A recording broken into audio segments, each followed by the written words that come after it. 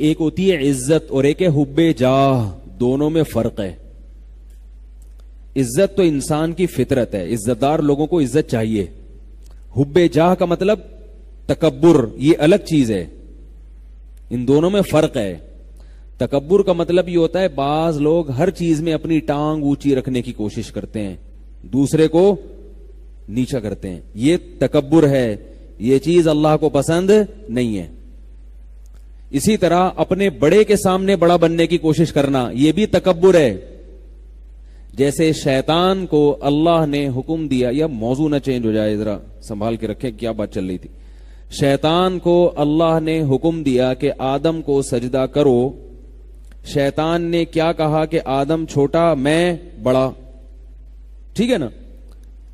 تو عام حالات میں اگر آدم علیہ السلام خود شیطان کو کہتے نا کہ مجھے سجدہ کرو، پھر شیطان کہتا میں کہ تم بعد میں آؤ، میں سینئر ہوں، تو اس کی کوئی لاجک نکل سکتی تھی کہ بھئی یہ شیطان کو اپنی انسلٹ محسوس ہو رہی ہے. جیسے کوئی سینئر ہو، جونیئر آ کے ایک دم سینئر بن جائے تو پہلے سے جو سینئر ہوتا ہے اس کو ایک قسم کی بے عزتی محسوس ہوتی ہے. یہ نیچر ہے، یہ غلط نہیں ہے. لیکن شیطان کا عمل یہ عزت کا حصول نہیں تھا، بلکہ یہ تکبر تھا. اس لیے کہ آرڈر دینے والا کون ہے؟ اللہ ہے. تو بھئی تو جب اللہ کے حکم کا انکار کر رہا ہے تو یہ اللہ سے بڑے بننے کی کوشش کر رہے ہو آپ. اللہ سے آپ چھوٹے ہی رہو گے چاہے کتنے بڑے بن جاؤ. تو آپ اگر دوستوں میں اپنی بے عزتی محسوس کرتے ہیں، دوست نے کوئی غلط بات کہہ دی، آپ کو بے عزتی محسوس ہو رہی ہے جس سے آپ کو غصہ آ رہا ہے، یہ نیچرل ہے، یہ تکبر نہیں ہے. باپ نے کوئی ایسی بات کہہ دی، اب آپ باپ کے سامنے سینہ چوڑا کر رہے ہو، یہ عزت نہیں ہے، یہ کیا ہے؟ کبر ہے، تکبر ہے. بھائی تم اپنے باپ سے، یعنی وہ تو تمہارا باپ ہے.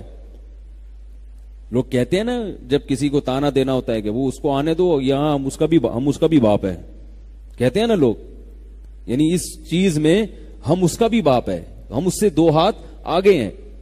تو والدین کے سامنے اکڑنا، اپنے بڑوں کے سامنے اکڑنا، علماء کے سامنے اکڑنا، بزرگوں کے سامنے اکڑنا، یہ اکڑ، یہ اس کو یہ نہیں کہیں گے عزت کا حصول، بلکہ اس اکڑ کو کیا کہا جاتا ہے؟ تکبر. بڑوں کے سامنے چھوٹا بن کے رہو، اپنے جیسوں کے سامنے یا اپنے ماتحتوں کے سامنے جو ہے نا وہ انسان کو یہ احساس ہوتا ہے اور ہونا بھی چاہیے. ہاں کوئی بڑا زیادہ بے عزتی کر دے اور آپ کی حیثیت کو بہت زیادہ گھٹا دے، اس پہ بھی انسان کو افسوس ہوتا ہے. اور نبی صلی اللہ علیہ وسلم ان تمام چیزوں کی رعایت کیا کرتے تھے. تبھی تو نبی جیسے اخلاق کسی کے نہیں ہیں. آپ صلی اللہ علیہ وسلم عزت دار لوگوں کو بہت عزت دیتے تھے، چاہے وہ کافر ہی کیوں نہ ہو، چاہے وہ کافر کیوں نہ ہو. کیونکہ جب ایک دفعہ کسی کو معاشرے میں عزت ملتی ہے تو وہ کافر بھی اگر ہوگا نا تو وہ اپنی بے عزتی نہیں چاہے گا، کبھی نہیں چاہے گا.